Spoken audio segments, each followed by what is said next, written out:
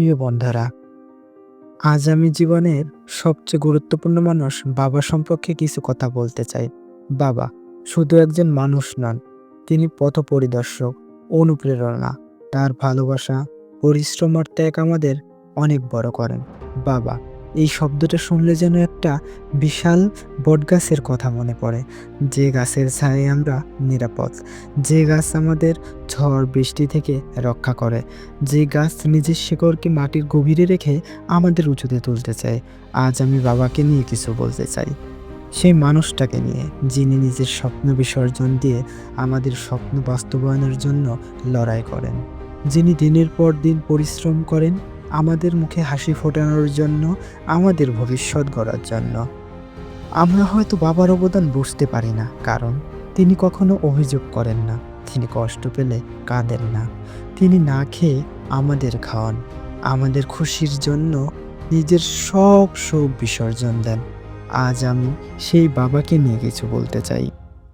বাবা খুব সাধারণ একজন মানুষ, কিন্তু তার ভালোবাসা অসাধারণ। কিভাবে তিনি সকাল থেকে রাত পর্যন্ত পরিশ্রম করেন যেন আমরা ভালোভাবে খেতে পারি, ভালোভাবে পড়াশোনা করতে পারি।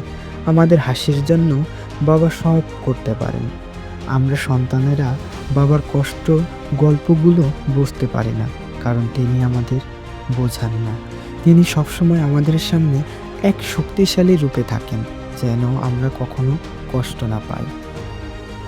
বাবা শুধু একজন রুটি রোজগারকারী নন, তিনি আমাদের জীবনের শিক্ষক। তিনি আমাদের শিখিয়েছেন কিভাবে কঠিন পরিস্থিতিতে ধৈর্য ধরতে হয়, কিভাবে সৎ থাকতে হয়, কিভাবে পরিশ্রম করে সামনের দিকে এগিয়ে যেতে হয়। আজ আমরা যেখানে আছি সবটা হয়তো বাবার জন্য।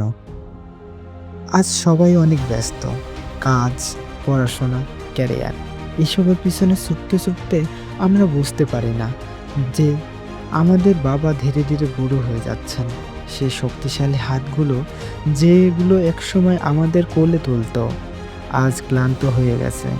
সে কাঁধ যেখানে মাথা রেখে আমরা ঘুমিয়ে পড়তাম, আজ অবসন্ন। কিন্তু আমরা কি করছি? আমরা কি প্রতিদিন বাবাকে জিজ্ঞেস করি, বাবা তুমি কেমন আছো? আমরা কি কখনো তাকে জড়িয়ে ধরে বলি, বাবা তোমাকে ভালোবাসি? যদি আপনার বাবা এখন পাশে থাকেন, তাকে সময় দিন, ভালোবাসুন। যদি দূরে থাকেন, তাহলে আজই ফোন করুন, বাবা তোমাকে ভালোবাসি, তোমার জন্যই আজ আমি এখানে। বাবা মানে নিরাপদ, বাবা মানে ত্যাগ, বাবা মানেই ভালোবাসা। বাবা তুমি আমার শক্তি, তুমি আমার গর্ব।